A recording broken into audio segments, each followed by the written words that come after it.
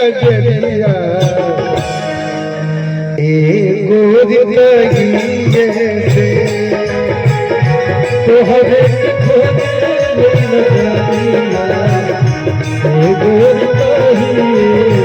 आदरणीय प्रिंस कुमार सिंह जी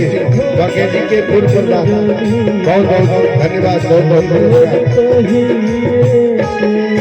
अरे जहिया से प्यार भइल जहिया से प्यार भइल तोरे से गुजरिया कहिए से ओ तोहरे के खोजे नजरिया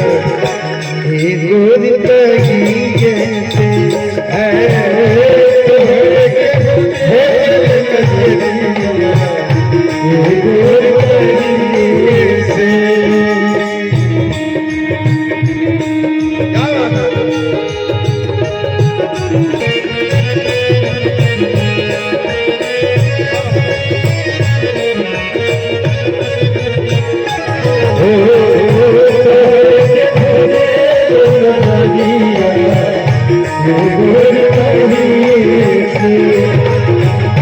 तोहरे के खोजे नजरिया गोरी कहिए से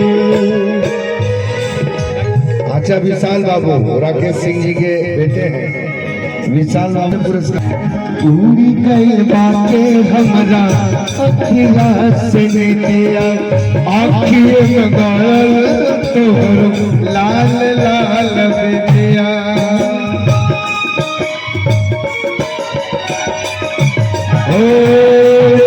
बातें हमरा अखिया से दिया आँखियों में गल तोहर लाल लाल बिटिया बिटिया गिरावे तोहरो आज लगी लगी बिजुरिया तगी से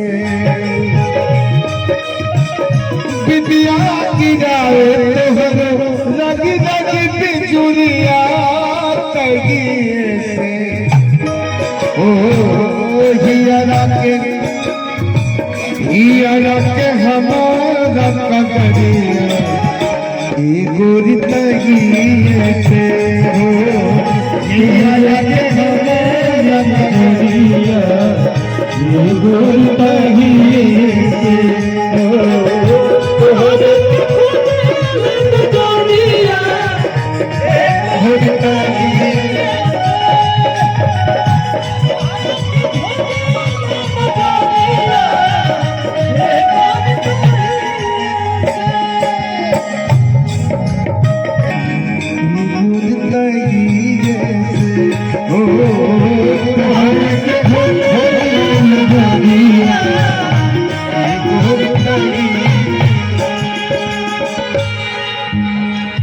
भलही न मन फोटो मोर गोरी पटिया भलही न मन फोटो बोले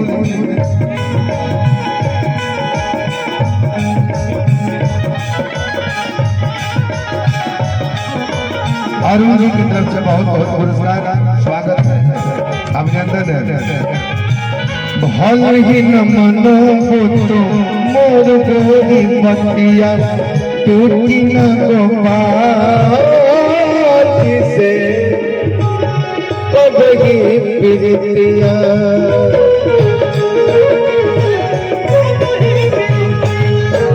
प्यार बिना सोन पंकज प्यार बिना सोन